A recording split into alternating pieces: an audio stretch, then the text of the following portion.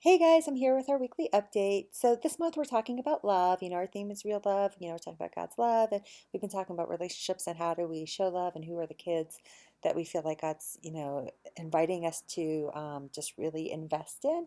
And so this week I want to just talk to you guys about how exactly do we earn the trust, honestly, of a child to even be able to begin to express love or talk to them about Jesus's love and stuff like that. Because, a lot of times we think, well, we're just in the room and they're in the room and they're automatically are going to listen to us or listen to what we have to say. And that's actually not true. Now with kids, it's easier than it is with adults, but if you go in just automatically thinking, oh, well, the kids are going to listen to me because I'm the adult in the room, I think that's just actually the wrong way to think about it. And so, the great thing about kids though is I don't think it's that hard to earn their trust and earn their love, because kids are just a lot more receptive to love, which I think is so beautiful.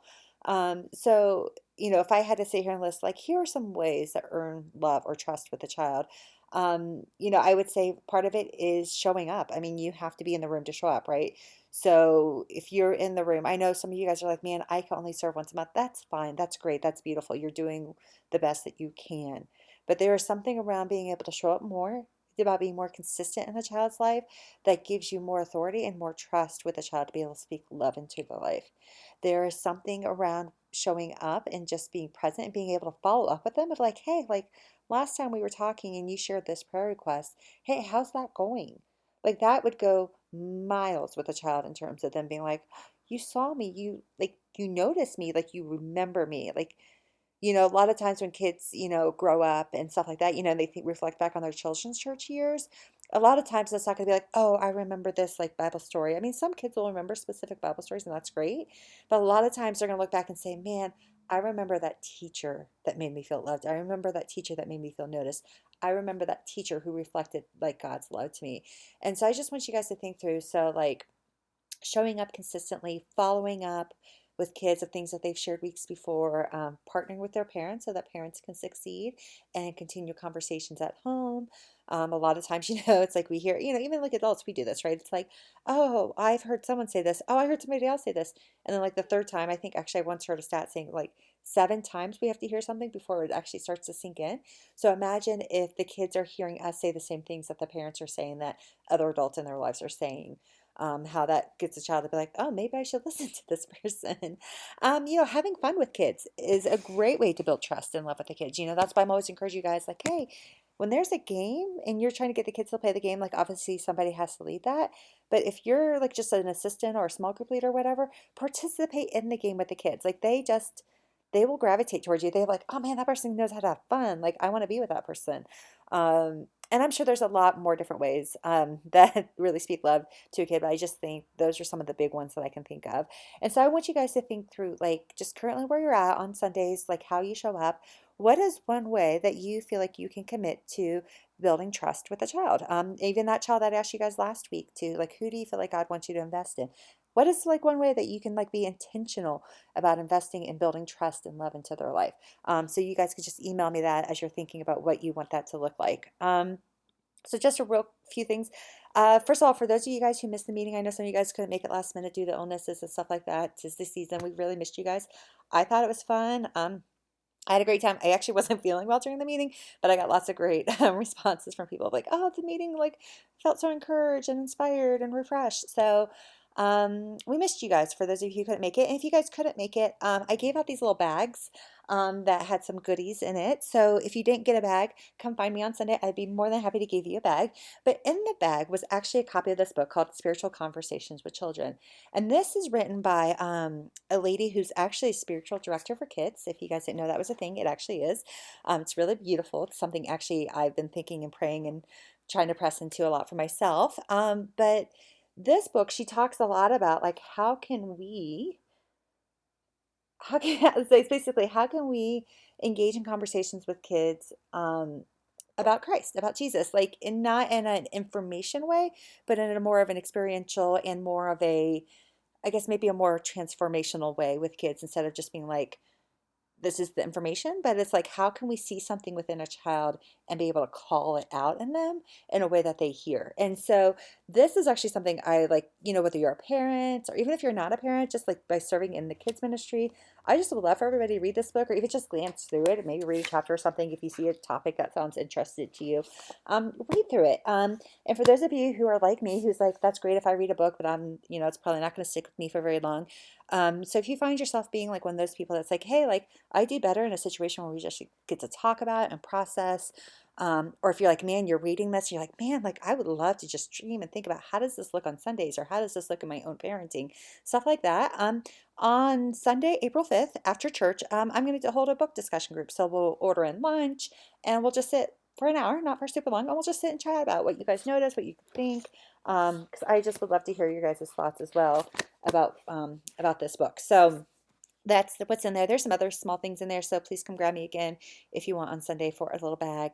Um, from missing the meeting. Another thing is I gave out a calendar for a lot of dates for 2020. Now there's the family calendar that's floating around with all of our fun events, child dedications, baptisms, and stuff like that.